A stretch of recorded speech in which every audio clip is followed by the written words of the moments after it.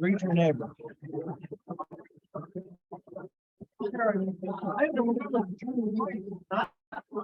Oh, hey,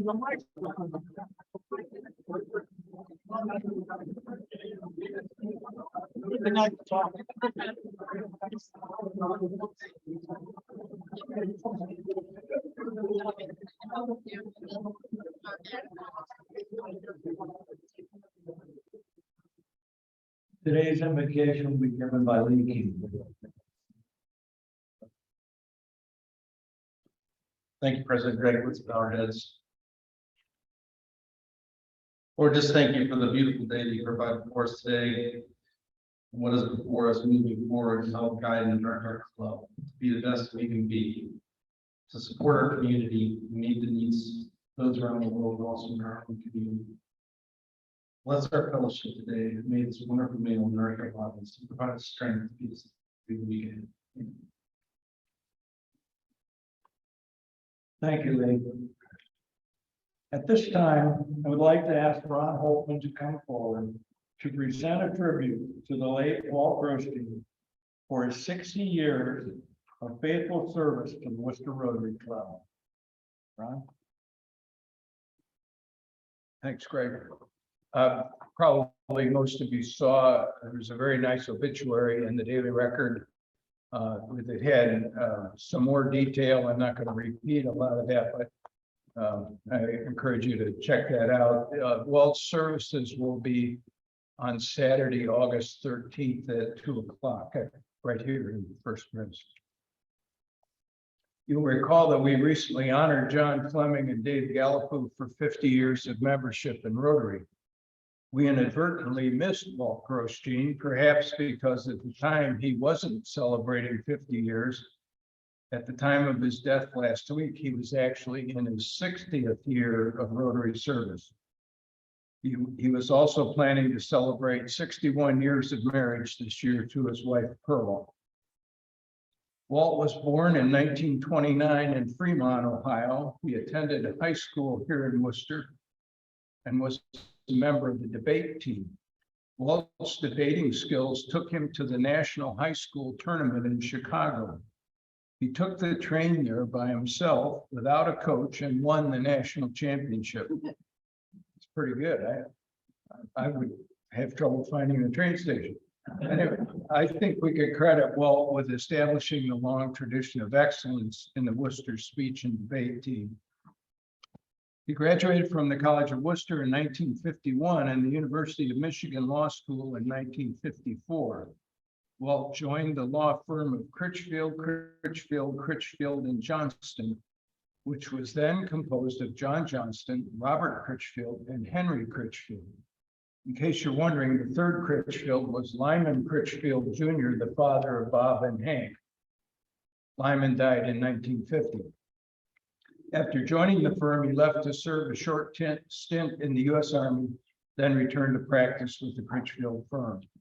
He practiced law with the Critchfields for more than 40 years.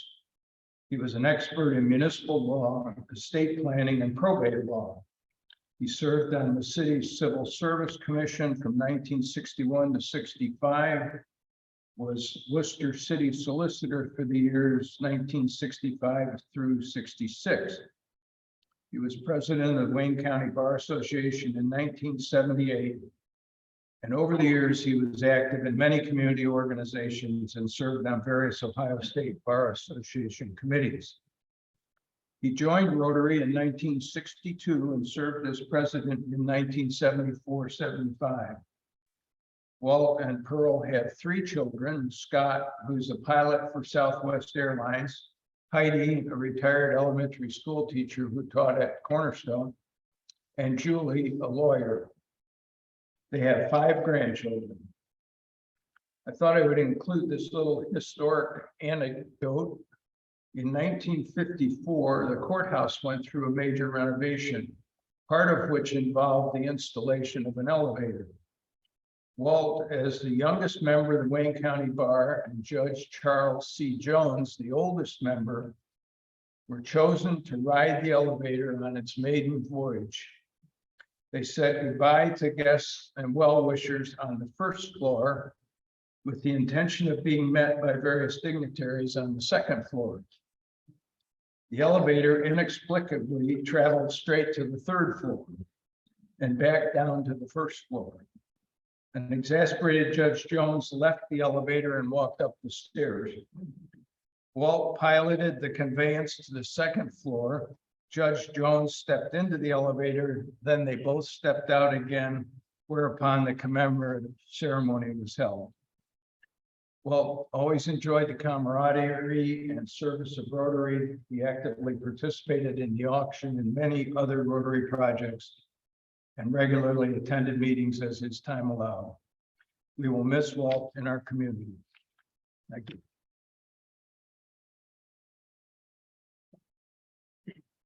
Truly, the Walt and many of our other senior members, we will miss. We've lost a number of them over the last year or two. And, he gave a lot, and I always enjoyed being with Walt, saw him at all the speech and debate tournaments, and always participated in the auctions. So he truly did his duty. I don't know if you saw the notice earlier, but we had a power outage here. We didn't think we were gonna. We knew we were gonna meet because the cooks were already cooking, so that's usually the criteria of meeting. And but we got everything back up, and so. But I doubt we have any Zoom people because they all were called off. One little tidbit. On this date in 1866, Ulysses S. Grant was named General of the Army of the United States, the first officer ever to hold that rank. Congress later awarded General of the Armies to George Washington. So he was the highest ranking general ever in the history of the country, but that came about 200 years after he was deceased. So at this point, the secretary, we've got Tim out of retirement. And so he's still a little rusty, so you'll just have to cut him some slack.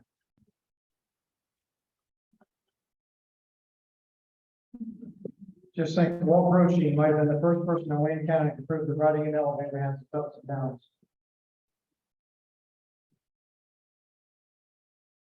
That's all I got. I do want the record to reflect that Greg Long could only hold a secretary for 3 meetings, period. Good luck. All right, well, we have a couple of guests today. Tim Fox has a traveling microphone. Our first guest is Susan Buckle.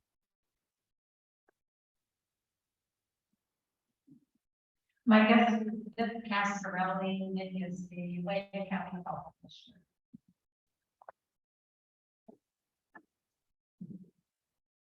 Tim, unless somebody did sign in, that's all I have to do. Patrick, you have a guest? My guest is my mother, Michelle Driver.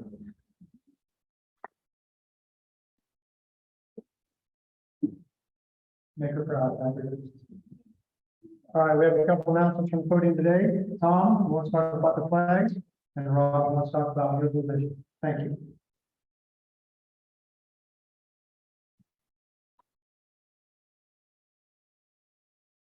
Thank you, Tim. On behalf of the Flag Maintenance Committee, which is kind of just me, we typically have maintenance days during the winter, but with the recent storm damages, we were getting quite a pile of damaged flags accumulated at the maintenance building. So I am going to call a special flag maintenance session tomorrow at 4 o'clock till 6 o'clock. If you can make it, that's great. If you can make it half that time, that's fine too. I had never turned down any volunteers. So flag maintenance tomorrow at the building, Tuesday, July 26th, 4 to 6. Thanks.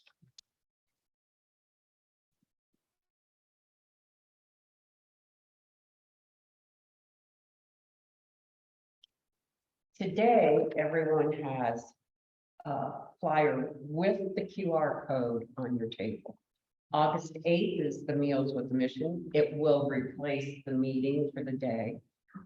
It is 4 to 7 this year. Brisket, barbecue chicken, a zoodle bowl. There will be dine-in or carry-out. We will have a 50-50. We will have where you can sign up to buy or to have a chance at gifts. You know, this does replace, this is one of the things that helps replace the auction. So we do ask that everyone take 4 tickets and you either come yourself or you give them away, but that everyone does contribute. This afternoon, after the meeting, past President Kim and I will be in the back handing out tickets. Or you can order them here. And Katie was kind enough to set this up for us. So with us being a 501c, we do not have to pay event. So you can order them this way or get the tickets through us. We are able to charge your account, or you can pay by cash or check. Thank you. Yeah, these two fundraisers, as you know, are pretty important. The flags obviously are the big one. And Tom and his maintenance, he can always use more volunteers. He's assured me there'll be an unlimited supply of beer at the maintenance day, so we should be in good shape. And hopefully all of you can make the meals since we don't have a meeting that day. I would welcome our guests. Nick, it's nice to see you again. Maybe you can give us a COVID update if you got time. Just kidding. And Shelley, nice to see you here. Your son will dazzle you here in a second, but this presentation hopefully won't tell you anything you don't already know. We do have an interesting meeting in that we have 2 classification talks, and Katie talking about the storm damage. And one of the reasons we're getting these classification talks, I really want to have all new members that be sworn in and have their classification talks within a month of being approved. So that's kind of, as long as everybody cooperates, we can get that done. I don't like them to wait months and months to do that. So with this time, first up, it's going to be Pat. Pat, will give you a chance to let us know all about it. It's actually a really short, interesting story. But I just wanted to start out by saying thanks for having me. Thanks to Vince and Ron and Lynn on my first day here. I think it was within my first 10 steps in the door. He had food on my plate and introduced me to 5 people and found a seat for me. So I really do appreciate that. This isn't my first Rotary that I've been a part of. I was a part of Ashland Rotary before I moved to Columbus a few years ago. So I'm somewhat familiar, but for what it's worth, I've really been pleased with what I've seen here so far. It's a pretty good group and seems to be a little more involved than what I had been in the past. So if we start with clip notes on me, raise your hand if you know where the area of land that they call Welcome Ohio is outside of Columbus. That's why I usually don't get a lot of reaction from that, but that's where I grew up. My mom went to Waynedale and my dad went to Trilay.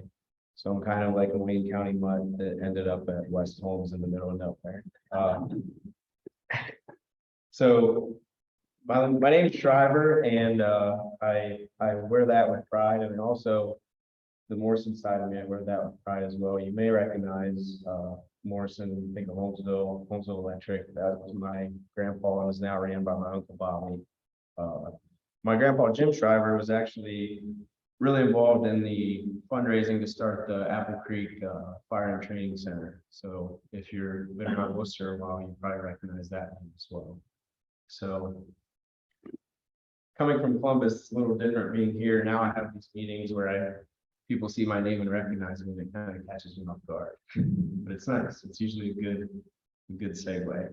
So I went to West Holmes and played sports, pretty average high school career. I always joke, I'm good friends with Mark Slagle, the head coach at Highland. My claim to fame is the 2 game-winning free throws of the JV game my junior year before the varsity team came on. The place was packed.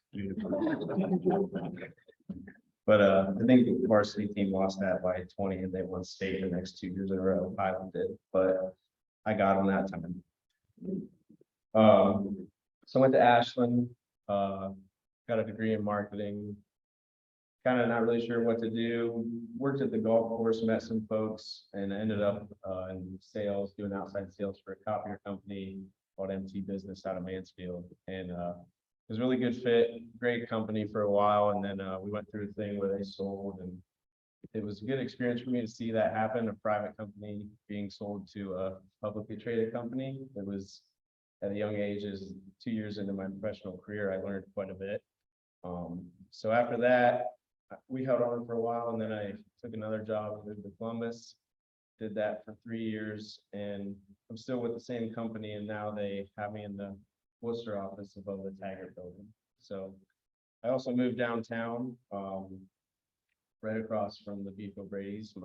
A relative of mine owns that building, and we're doing some maintenance there. One of my hobbies is real estate.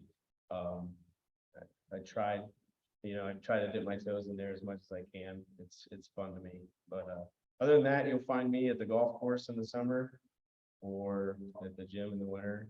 And I really look forward to meeting the ones that I haven't met yet. And it's been a real pleasure. It's been a real pleasure to meet the ones I have. So I don't think I have much more to say other than that.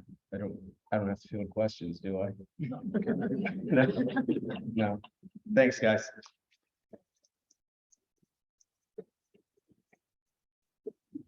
Thanks, Pat, and welcome to the Rotary. Our next new Rotarian is Girish Raja Shikara. I think I'm close, okay? Anyway, Girish, podium yours. Thank you. Yeah, thanks again. So I have been a member for almost 9 months now, but I have been on and off to this meeting. But I hope to be here regularly going forward. And first of all, I want to thank Terry, who introduced me to this group. Terry and I have worked for many years with speech and debate, high school speech and debate. That's how I come to know, and I probably know you know me very well too. So I don't have a presentation, so don't get scared or anything. So this is just one picture I put so that you can kind of helps to remind to see the face as well. So so I have I wasn't sure what this classification are, but I did get quite a bit of instructions and how to do this. I thought I'll just introduce myself and then maybe my family and then what I do and why I wanted to be a part of this group, this Rotary.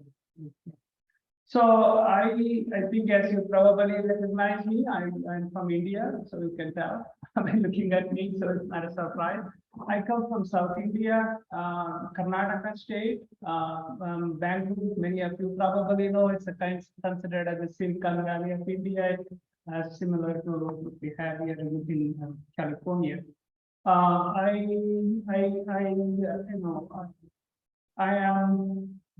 I graduated with the DVR. I'm a veterinarian, trained as a veterinarian, and at some point I was interested in doing equine practice, but then I also got an opportunity to continue my studies in microbiology. So I did my master's in India, in Bangalore, and then came to US in 1994. So it's been a while. So I have lived in the country more than half of my age actually. So I have been here for a while. So I did my PhD in Minnesota in microbiology. So which, if you talk to anybody from India, rather they think, you're an engineer, but many times that's not the case. In my case, it's kind of odd because that, I'm not an engineer or anything. So I did my PhD and I spent a couple years in Emory University doing my postdoc, and probably some of you know what the postdoc is. Basically an advanced training after you do PhD. And then I moved back to Madison and then worked there for a while as a scientist. And then in 2006, I came to Ohio, Wooster, I work here at the OIDC. I'm a faculty, I'm a professor. I mainly work on food safety. You probably know Salmonella and Campylobacter. Those are the two pathogens that I work. My work is more focused on trying to reduce these pathogens in poultry, because the poultry is one of the major sources of human infection. So, and I also work on animal health, some of the diseases that cause disease in poultry, particularly. So that's pretty much about my background. I came in 1994, and then I got married in 1997. So this is again one of those typical, we may have heard about stories, the typical traditional marriages that we have in India. So you have a lot of questions about this, I'm sure. So 1995, and then that's basically my family there. That's my wife, Lena. And then I have two kids. The other older one is the one with not the long hair. The long hair one is the younger one. And some of you may have noticed both were that one older one graduated from Wooster High School and also graduated from College of Wooster last year. So he is now in Memphis working for a company, and the younger one is going to be a senior next year. So the both are in both graduate in Wooster High School. And then we also have the three pets now. The dog is Cashew, her name, and then we have Saffron, and then Dallas, so two cats. So we kind of have this for almost now more than 10 years. Bella is a recent addition. She is about 4 years or so, but we have those two pets for more than 10 years. So and I live on the north side of Wooster, near close to the high school area. And I think that's the background that I thought, I can, talk to you more. But then, what do I do? As I said, my main job is research. At OIDC, and I have students and training postdocs and so on. But other than that, I kind of spend some time, and mostly I like walking. I take my dog for a walk, and then we used to go for walking myself and my walk quite a bit. And then I also like to play some sports, and I think I play with cricket. I don't know whether you guys know about cricket, and we used to have Wooster community cricket, and we used to play a cricket every year with the College of Wooster cricket team. And in one of those years earlier, we ended up playing the home game because they could not have the football team come and play their home game. So that turned out to be a kind of quite the event, because they had the record number of attendance for that cricket home game than the football game. So that was very nice. But we haven't done much in the last few years because of the COVID and so on. But that's something that I like to play. I continue to play sometimes whenever I have a chance.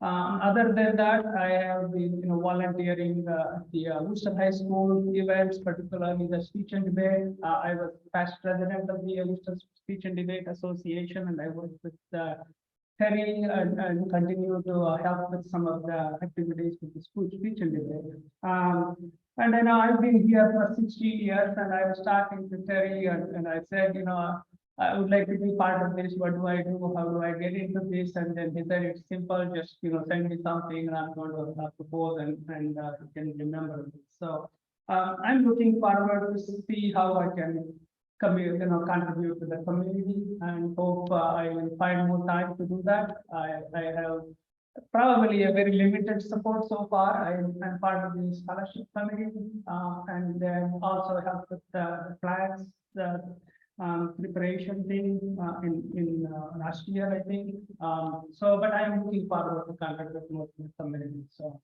that's pretty much what I have. Thank you.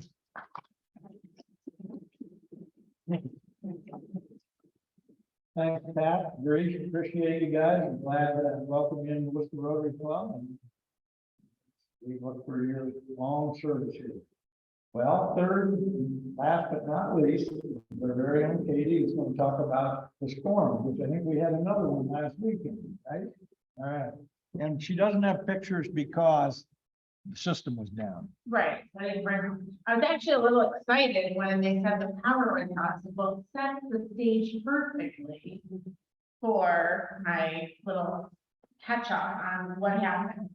So on June 14th, how many of you were awakened by a terrible storm? Yeah, I too was. The lightning actually woke me up and I was like, man, this is some intense lightning. Then the lightning turned green in color, which I had never seen in my life. And I hurriedly ran to the basement with my dog and cats. To wake up though, I didn't have any damage. Didn't know that parts of our community were severely damaged. And so why United Way? Why is United Way involved with this at all? About 4 years ago, we had a flood in Apple Creek. And at that time, immediate assistance comes from the Red Cross. So they're there day of for people who have lost homes, structural damage has happened. But we discovered at that time that we as a county and a community did not have a long-term recovery plan for families who have lost everything or can't afford to fix damages. So at that time, 4 years ago, we did draft a community long-term recovery plan, and United Way was designated as one, the fundraiser, that financial piece to help people, and two, the call center, because we already have a first call for helpline set up. So the county approached us and said, hey, you catalog the damage, of course, and then we're going to set up this fund to help people. We soon learned that the damage is not great enough to receive state and federal dollars for consumers. We would need 25 or more homes to have a total loss. We had about 6 homes that had a total loss, not enough to receive any state or federal funds. So that prompted my board to say, okay, we need to start this fund and we're going to put 20,000 in it immediately. That's why United Way is involved. Right now, that fund has about $58,000, thanks to the United Way Board, the Ohio Lions Foundation, Homes Wayne Electric, Operation Roundup, E&H Hardware did a roundup, the Seaman Family Foundation, and then individuals like you who have contributed to that. There are over 260 families that were impacted by that storm on June 14th. Last week, on July 20th, I was in Nashville, Ohio, and there was a tornado. Some more damage. What happened is some of the trees on June 14th did not fall to the ground. Now, I'm sure, have any of you driven down through Tree, Holmesville, Fredericksburg? You see trees are hanging. So when the July 20th storm came through, it knocked a lot of those trees down. And then Saturday, we had another storm hitting those same areas of Tree, Holmesville, Fredericksburg, Freiburg. So the damage is extensive. We've been taking the calls from families to report their damage, but also send them some immediate assistance. On June, maybe 20th, we received a call from a woman, 80 years old, lives by herself. She said, I haven't had power and my water doesn't work when I don't have power because I have a well. And I'm starting to get real thirsty. I'm like, wait, what? You don't have any water in the house? She's like, well, I did get some of the water out of my hot water heater, hot water tank, but I'm thirsty now. And I need to ask for help because I know there's people that need more help than me. I said, what is your address? We're coming right now. And my board president actually went and talked to her, delivered her water and some other goods. And she said, 80 years old, she had a 20-acre field of woods. The week before, she had a milling company out to assess her woods so that she would have something to leave her family when she passed. That woods is gone. They came back and said, we're sorry, we can't give you anything for your tree.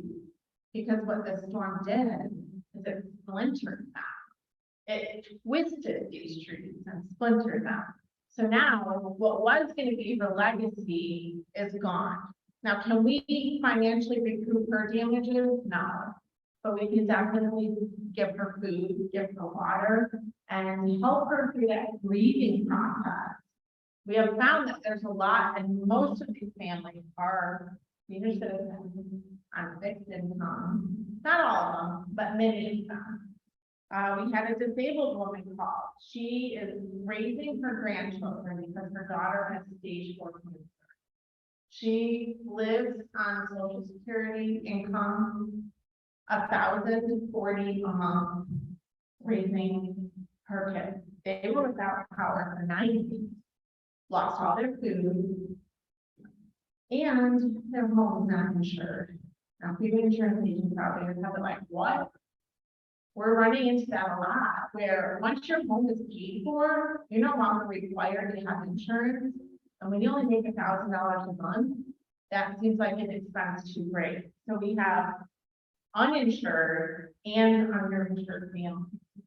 She currently has a widowmaker, which is a tree that is not down all the way. So we were able to call in the Southern Baptist Relief. We worked with the Mennonite Disaster Services and Disaster Aid Ohio.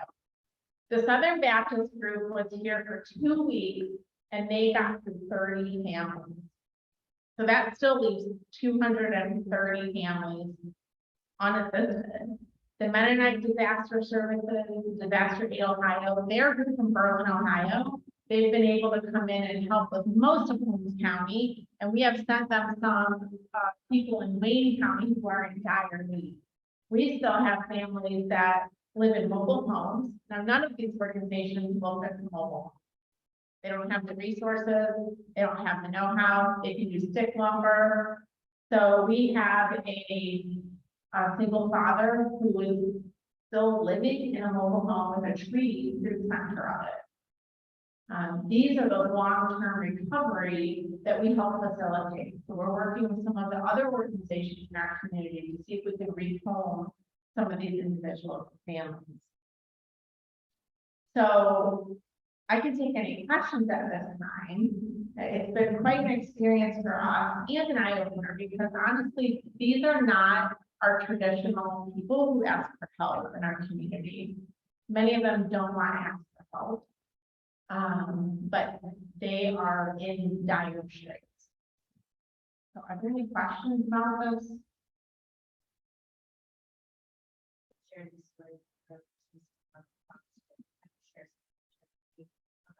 Those who are not on the stamps, what happens to them when the power goes out?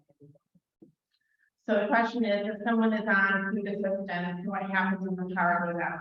So for families who qualify for what you may know as food stamp or SNAP, food assistance, if they lost power, if they lost their food can be recouped by calling Jobs and Family Services. And we do help those families. That's one of the questions we ask them. Are you on Jobs and Family Food Assistance? If so, they can apply and those dollars are re-put on their card almost immediately. However, the families that don't qualify, and many of them are just above that measurement. So the measurement may be that you can only make $1,000 a month. So if they make 1,040, they're out. They don't get food assistance. So we are sending them gift cards for Walmart to recover some of that food. And we're really trying to help the people that can't get assistance anywhere else. Homes Made Electric has a foundation and they do Operation Roundup. Do any of you have Homes Made Electric as your electric provider? So they'll ask you, hey, you want to round up every month and put it into the fund. And when you do that, they give that money out for various needs within the community. They gave us $25,000 to help their customers who are underinsured, elderly, disabled, or their income level, and they will not get assistance anywhere else. So we're currently talking to all these families, finding out, prioritizing who actually needs financial assistance, who would benefit from Walmart gift cards and who just needs more people to come out and help cut up wood. What happened, we're over a month after the storm and volunteers started to wane. You all know how hard it is to get volunteers. Tom knows. When a disaster happens, we have a lot of people call right away. Hey, I want to help. Hey, I want to help. It's not easy to mobilize teams immediately. Now, a month out, we've got families that need help and nobody really is willing to do it. So we're still working on that. We're working closely with Disaster Aid Ohio to help get them up into these areas and help some of the real priority needs. There's still trees on roofs. I have pictures, but right now, if you want to see the pictures, let me know. Come on. How much money have you dispersed so far? He said, so how much money have we dispersed so far? So far, we have dispersed about 10,000. 5,000 in the form of gift cards, Walmart gift cards. And then we have done some emergency needs for families. And a lot of them were those well situations where they needed their well reattached to the electric. And so we paid electric companies to go out and fix those. And we will be cutting physical checks though here this week for some families. Yeah.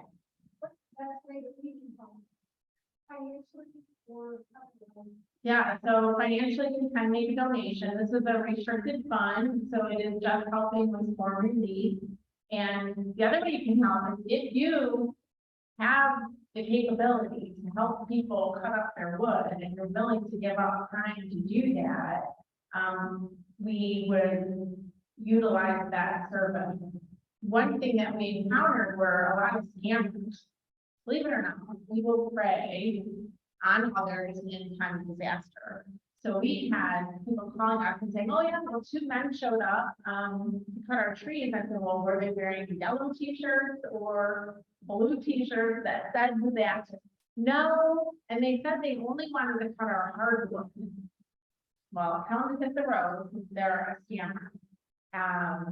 So we're also trying to protect people from the scammers, and they're really preying on, they'll look at a house, they'll look at family, probably doesn't have the money, so we're gonna take good trees, and that happened to one family. They actually cut down good, healthy trees that they were gonna best and sell. Any other questions? Okay, well, thank you, and if you need any more updates, feel free to ask me personally.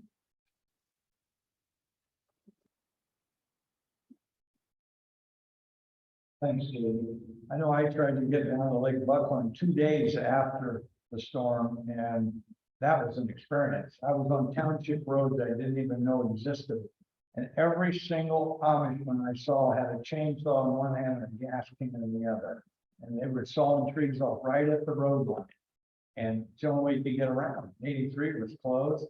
And now you see the remnants on both sides of the road. Holmes County really, northern Holmes County and southern Wayne County really got hit hard.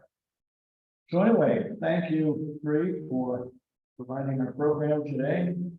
Thanks to Nick and Shelley for coming. We hope you come back again. And now next week's program is Dennis and Karen Ramside discussing the switch from production ag to ag tourism. I'm sure we haven't heard about that before. So have a great week. We stand adjourned.